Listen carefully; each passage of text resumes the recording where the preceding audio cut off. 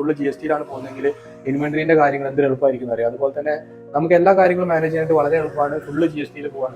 നമ്മൾ പുതുതായിട്ടൊക്കെ ഈ ഒരു എന്താ പറയുക ബിസിനസ് ഒക്കെ തുടങ്ങുന്ന ആൾക്കാർ GST എടുക്കാൻ ഭയങ്കര പേടിയായിരിക്കും. അതായത് GST എടുത്താൽ തന്നെ മിക്ക പഴയ ആൾക്കാരൊക്കെ നിങ്ങളോട് പറഞ്ഞു തന്ന ഒരു കാര്യം എന്ന് വെച്ച് കഴിഞ്ഞാൽ ക്യാഷ് ആയിട്ട് മേടിക്കുക, അല്ലെങ്കിൽ GST അതായത് നമ്മളെ അക്കൗണ്ടിലേക്ക് പൈസ മേടിക്കാതെ വേറെ ആൾക്കാരെ പലരും അങ്ങനെ ചെയ്യുന്നുണ്ട്. ഫ്രണ്ട്സിന്റെ അക്കൗണ്ടിലേക്ക്, ഫാമിലിന്റെ ആരുടെ അക്കൗണ്ടിലേക്കൊക്കെ പൈസ ട്രാൻസ്ഫർ ചെയ്യും. അതായത് GST ബില്ല് കറക്റ്റ് കാണിക്കില്ല. പക്ഷെ അത് വെറുതെ ഒരു മണ്ടത്തരാണ്. നിങ്ങൾ ഒരിക്കലും ആ രീതിയിൽ ചെയ്യരുത്.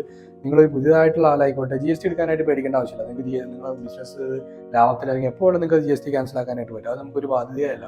പിന്നെ നമ്മൾ ഈ പറയുന്ന പോലെ കസ്റ്റമറിൽ നിന്ന് GST മേടിച്ചിട്ടാണല്ലോ നമ്മൾ അടയ്ക്കുന്നത്. പിന്നെ നമ്മൾ എപ്പോഴും എന്ത് ചെയ്യുക, നമ്മൾ പർച്ചേസ് ചെയ്യുമ്പോഴും സെയിൽ ചെയ്യുമ്പോഴും GST തന്നെ കൊടുക്കുക. അതൊരു വൃത്തിയായിട്ടുള്ള രീതിയാണ്. നമ്മൾ രാജ്യത്ത് ബിസിനസ് ചെയ്യുമ്പോൾ അവിടുത്തെ നിയമങ്ങളൊക്കെ നോക്കിയിട്ട് വേണം നമ്മൾ ചെയ്യാനായിട്ട്. അല്ലാണ്ട് നമ്മൾ എങ്ങനെയൊക്കെ മെനക്കെട്ടാൽ നമുക്ക് തലവേദനയായിരിക്കും കാലാകാലം. നമ്മളെ ബില്ലിംഗ് അക്കൗണ്ടിങ് നല്ല സെറ്റ് ആണെന്നുണ്ടല്ലോ, എപ്പോഴും നമുക്ക് യാതൊരു തലവേദനയും കാര്യങ്ങളൊന്നും ഉണ്ടാവില്ല. ഇപ്പൊ നമ്മളൊരു നല്ലൊരു ബില്ലിംഗ് സോഫ്റ്റ്വെയറും ഫുള്ള് GST പോകുന്നതെങ്കിൽ ഇൻവെന്ററിന്റെ കാര്യങ്ങൾ എന്ത് എളുപ്പമായിരിക്കും അറിയാം. അതുപോലെ തന്നെ നമുക്ക് എല്ലാ കാര്യങ്ങളും മാനേജ് ചെയ്യാനായിട്ട് വളരെ എളുപ്പമാണ് ഫുള്ള് GST പോകാൻ.